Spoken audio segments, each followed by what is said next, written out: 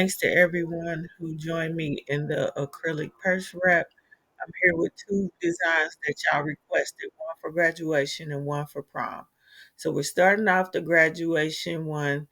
Um, my daughter is a student at Ole Miss in Mississippi. Their colors are red, white, and blue. So I'm gonna start off with the blue and keeping our margins that we set in our template that you got. I'm going to just start off with squares. I just got squares out of my elements tab and extended them, and I'm going to turn those red. And then from there, I'm going to add my pictures in. And I just did that for a design aesthetic. And when you're adding your pictures in, you just want to add them in at a nice symmetric angle, geometric rather. It don't have to be symmetric, geometric angle, where it's even on both sides. Even if you have different pictures, you can see that I'm flipping and doing things to make it fit. Now, this is also one of the main things that take time is getting your pictures and elements set.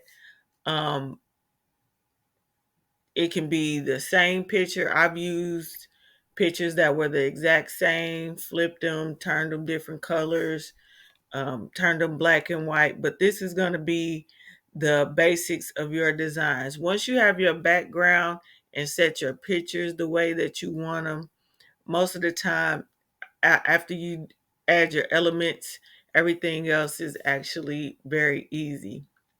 I'm also going to show y'all a blending technique that I learned. um, I really like it, and I'm going to use it in both designs, kind of sort of in different ways so that y'all see. But I'm still getting my picture elements together. You see, I had to switch one out, and that happens. And with graduation, guys, they send y'all so many pictures that you are going to put some in, take some out there. Some are going to look nice, some are not.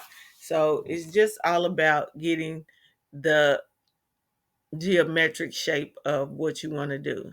So I think I'm happy with my shape here.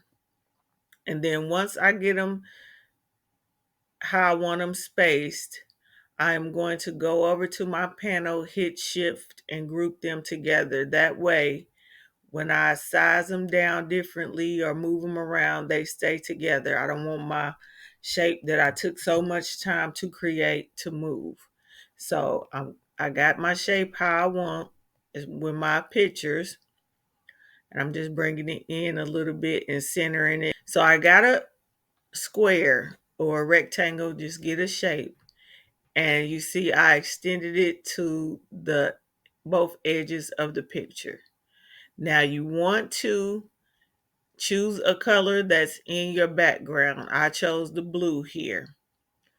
Go to your plus sign, hit gradient, and click the middle gradient. As you see me doing all the different gradients, just showing you how how it gives the effect. Click the middle gradient, go back to your first color, copy the hex code, paste the hex code in the second color. As you can see, they're both the same color right now.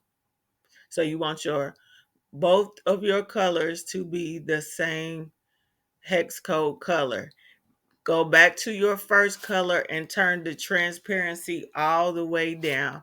And as you can see, it gave it that blending effect already. And I'm going to do that again in the next one, but it's really easy blending. Do y'all see that? It blends right in, and all I did was use an element, changed it to a gradient, and um, the colors, and then turned the transparency down, and that make a full blending effect. That way you don't have to search your blurs or use 1,001 of those dots to blend in. You can just use that element. And now I'm just going in and getting my Ole Miss elements. I got the round logo. I got the Ole Miss wording. And what you see me doing there is just trying to blend it more. You can move that around, and you see I just copied that that gradient blend again, just to kind of give it a more where not see-through effect, where you don't see that hard line. And you just don't want to add too many of those. One or two is fine, because if you start adding them, it'll get dark, and then you'll start to see that line where it blends in. So using one or two, you don't see that blending line at the top. But if you do more than two, you'll you'll definitely see the line of demarcation at the top. So I just did two and just kind of moved it around until I seen that my hard lines were gone. And now I'm just adding the 2025. It's really easy to put that on there. Choose your font. I think I picked graduate, and then I didn't like it. Then I went back and picked sports font. And I'm just going to do another technique here. I turned it to the blue, and I'm just going to put an outline on there, a red outline, duplicate, and then go to the layers panel, and I click the bottom 2025. I picked a different color outline, and I just turned up the thickness. That way it looks like there are three offsets or three different colors in there, and I have two. Then I want to group it together to put the two together so they move around, and then that gives me a all three of my colors in that one 2025.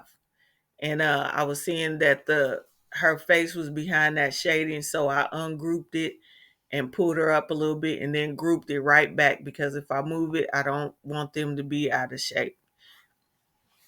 And so I just clicked the class of 2025. And I always double my fonts. If y'all notice, like my fonts, I double them up and put different effects on one. The first 20, the first class of, I made it a neon. And the second one, I just duplicated it, and I just put a blue outline on it and set it directly on top. That way that glow wasn't um, too intense, and you can still read it that says class of. And now I just went and got the picture of the school, put it all the way behind, and then I'm going to turn the transparency down on it. That way it blends in with the blue background. See, I just turned the transparency down, and I'm going to bring it up to that line where it blends in. Y'all see how good that blends in? I love this effect that I learned. And now I'm just gonna, this is my daughter's name, but that picture is not my daughter, but that's my daughter's name. And I'm gonna do the same thing. I'm just gonna put her name, find the font that I want, do an outline, duplicate it, go to my layers panel, click the bottom layer, add another outline, and increase the thickness. So that's, I clicked the red, went to outline, did white. That was too thick for that one. Now I'm going to duplicate it, line it up, go to my layers, click the bottom, click outline again, click another color, and increase the thickness. And that's it, guys. That is really it for this design. I went in and picked a splatter, and you can also use this technique that I'm about to do on your t-shirts. When y'all say how you get the hard line off your t-shirts, if you go in, pick this paint splatter that I'm having trouble finding, turn it to one of the colors in your design.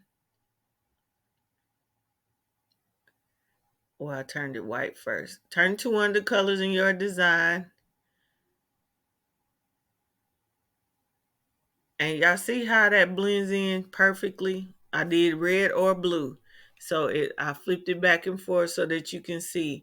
So if you do that on a hard line in your t-shirts or anywhere you have hard lines, it'll blend it in. And right now I just went through elements and I searched silhouette, graduate, and I'm gonna just put those along the side, and it's gonna give the same effect I just showed y'all as the paint splatter. I'm gonna line them up, turn them red, and then I'm just gonna line them up to where it looks like they're all graduating at Old Miss. So you just lined it up and pulled it to the back.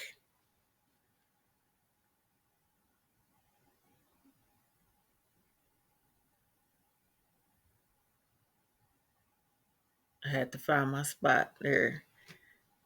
And then that little spot down there I seen, I just pulled it up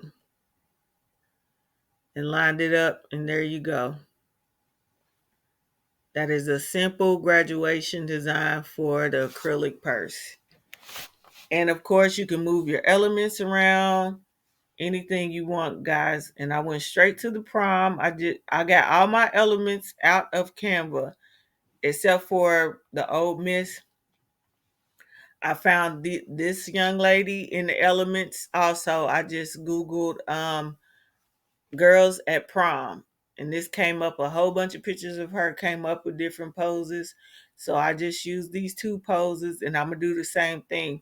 So I'm doing here what I was explaining with the graduation uh, design. See how I'm using the same picture twice? I just flipped it around just to give it a different kind of effect, to make it more symmetrical on both sides. You can use one picture, two pictures, how many ever pictures you want, guys. I was just doing something simple because y'all asked for this design, and I was coming just to show you how simple it is, and to show y'all that new blending technique that I found. I think I got it off TikTok somewhere. But see how I'm just lining it up, and see how symmetrical that looks. Now I'm going to go to that blending technique again. I'm going to get my square. Oh, my bad. I just added some sparkle to the background. Oopsie. That's just because the black background was a little flat to me. I just added that to the background. Now I'm going to move them back there. See how much better that looks already? Now I'm going to get my square, turn it to one of the colors in the background. You see how I'm just lining it up where I want the transparency to stop. And I'm going to drag it all the way to the end of my design. Go to my colors, hit the plus sign, hit gradient, click the second gradient, copy the first hex code or whichever color you want, paste it to the second one so both the colors are the exact same. Click the first one, turn the transparency all the way down, and you have that blending effect very quickly. You don't have to use all those blurs. Now those blurs still will come in handy, but for this one you don't have to use a whole bunch of blurs.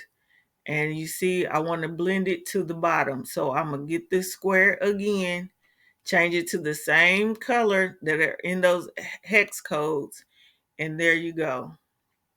That's if you want a larger blending area. You don't have to use that square like I did. If you're gonna put something else at the bottom, that's fine. And y'all see I used another one, how I duplicated that transparent blur and it took that line out.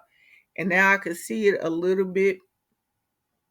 So now I'm just moving that around until it's blended, and that I did the close up so y'all could see how you would not be able to see that line of demarcation in there. And I'm just moving it around to show y'all how good that technique blends your pictures.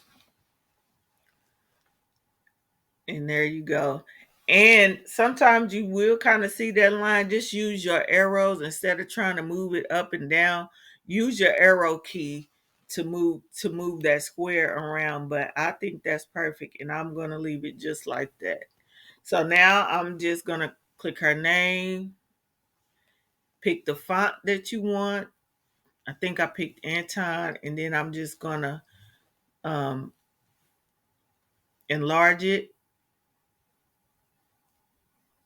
space it if you need to space, pick my color and my effect. I just use the neon effect.